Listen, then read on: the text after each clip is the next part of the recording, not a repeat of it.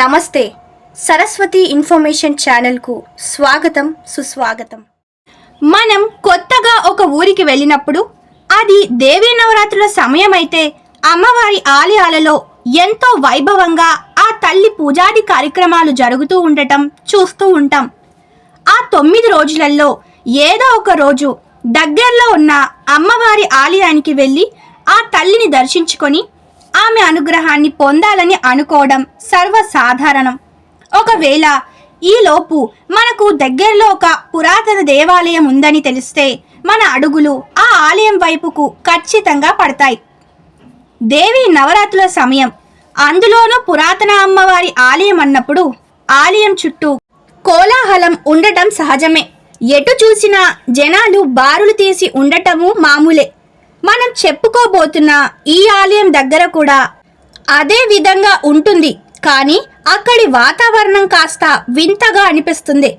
ఎన్నో అనుమానాలతో ఆలయంలోకి అడుగు పెడితే అక్కడి జనాల ముఖాలలో ఆలయ సందర్శనానికి వచ్చిన ఆనందం కనిపించకపోగా జుట్టు విరబూసుకొని కోపంగా చూస్తూ ఒక విధమైన భయంకర రూపాలలో ఉంటారు.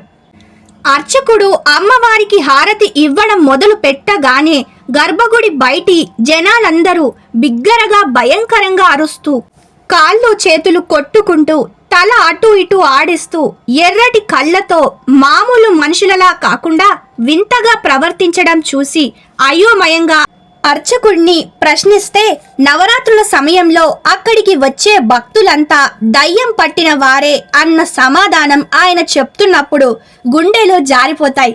వెన్నులో నుంచి వణుకు పుడుతుంది. అసలు ఈ ఆలయం ఎక్కడుంది?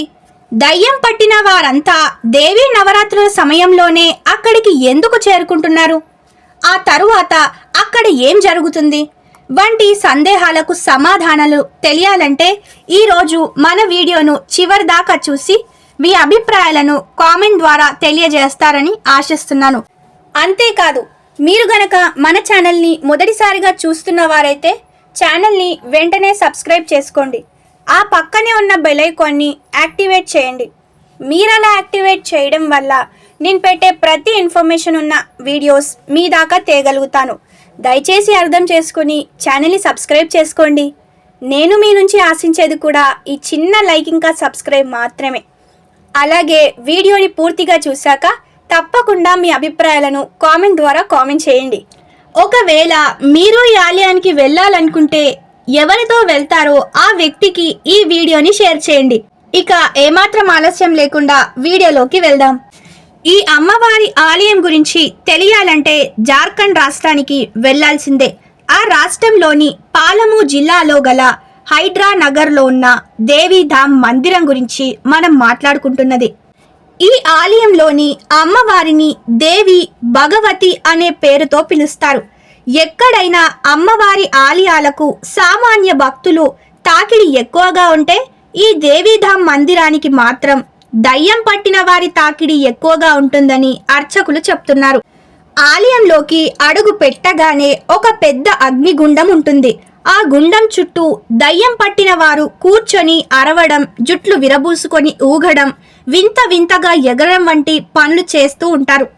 ఈ ఆలయ పరిసరాలలో కూడా దయ్యం పట్టిన వారితో వెంట వచ్చిన వారి బంధువులతో నిండి ఉంటుంది. మరీ ముఖ్యంగా దేవీ నవరాత్రుల సమయాలలో చైత్ర మాసంలో వచ్చే నవరాత్రుల సమయాలను దేవీధామ్ మందిరానికి దయ్యం పట్టిన వారు అధికంగా వస్తారు. అర్చకులు చెప్తున్న దాని ప్రకారం ఈ 2 సమయాలలో ప్రతిరోజు వేల మంది భక్తులు దేవీధామ్ మందిరాన్ని సందర్శించుకుంటారని తెలుస్తుంది. జార్ఖండ్ రాష్ట్రం నుంచి మాత్రమే కాకుండా మధ్యప్రదేశ్, ఒరిస్సా, బీహార్, మహారాష్ట్ర, వెస్ట్ బెంగాల్, ఛత్తీస్గఢ్ రాష్ట్రాల నుంచి కూడా జనం వస్తారని తెలుస్తుంది. నవరాత్రుల సమయంలో దేవీధామ్ మందిరానికి వచ్చే భక్తులు ఎక్కువగా దయ్యం పట్టిన వారే కావడంతో ఆ ఆలయ ప్రాంగణం అత్యంత భయంకరంగా ఉంటుంది. ఆలయ అర్చకులు చెప్తున్న దాని ప్రకారం అక్కడికి వచ్చే దయ్యాల బాధితులలో కొంతమందికి 1-2 రోజులలో నయమైతే మరికొందరికి 9 నుంచి 10 రోజుల సమయం పడుతుంది. అలా రోజులు తరబడి అక్కడ ఉండవలసిన వారంతా ఆలయానికి సమీపంలోనే చిన్న చిన్న టెంట్లు వేసుకొని ఉంటారు. ఇక దయ్యాన్ని వదిలించే పూజ మొదలుపెట్టిన తరువాత మేకులతో చేసే ఒక తతంగం ప్రత్యేకంగా ఉంటుంది. పూజ పూర్తయ్యాక దయ్యం పట్టిన వ్యక్తి ముందు అద్దాన్ని ఉంచి ఆ వ్యక్తిలోని ఆత్మను ఆ అద్దంలో బంధిస్తాడు మంత్రగాడు. ఆ తరువాత ఆ అద్దంపై కొద్దిగా బియ్యం పూసి మంత్రాలు చదివి మిగిలిన బియ్యం మొత్తం కిందికి వదిలేస్తాడు. ఇలా చేసిన తరువాత కొన్ని బియ్యం గింజలు ఆ వ్యక్తికి అంటుకొని ఉండిపోతాయి. అద్దంలోకి వెళ్ళిన దయ్యం అలా ఉండిపోయి బియ్యపు గింజల్లోకి చేరినట్లుగా భావిస్తారు. అలా ఉండిపోయిన బియ్యపు గింజలను స్వీకరించి ప్రత్యేకంగా తయారు చేసిన గొట్టం లాంటి మేకులల్లో పోసి దానిపై సీల్ వేస్తారు. ఇక దయ్యాన్ని పోగొట్టే తతంగాలలో చివరి ప్రహసనం దేవీధామ్ ఆలయానికి సమీపంలో ఉన్న అత్యంత పురాతనమైన రావి చెట్టు మొదలకు ఓ మేకును దిగ్గొట్టడం. దీంతో ఆ దయ్యాన్ని పూర్తిగా బంధించినట్లు ఆలయ అర్చకులు చెప్తున్నారు. ఎక్కడ లేని విధంగా కేవలం దేవీధామ్ ఆలయంలోకి మాత్రమే ఇంతమంది దయ్యాల బాధితులు ఎందుకు వస్తున్నారనే ప్రశ్నకు సమాధానం తెలియాలంటే ఆలయ విశిష్టత, చరిత్ర గురించి తెలుసుకోవాలని అర్చకులు చెప్తున్నారు. ఆ వివరాల ప్రకారం దేవీధామ్ మందిరంలో కొలువైన తల్లి సప్త మాతృకులలో ఒకరు.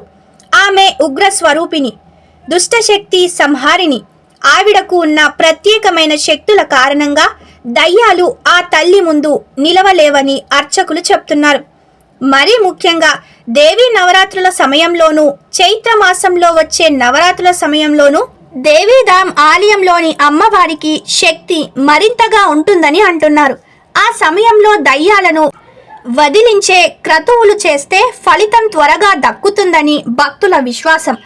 అందుకే నవరాత్రుల సమయంలో అక్కడ బూత్ మేళా విశేషంగా నిర్వహిస్తారు. ఈ ఆలయంలోని అమ్మవారి విగ్రహం ఏ కాలం నాటిదో చెప్పడానికి సరైన ఆధారాలు లేవు. ఆలయాన్ని మాత్రం 1877లో నిర్మించినట్లు తెలుస్తుంది.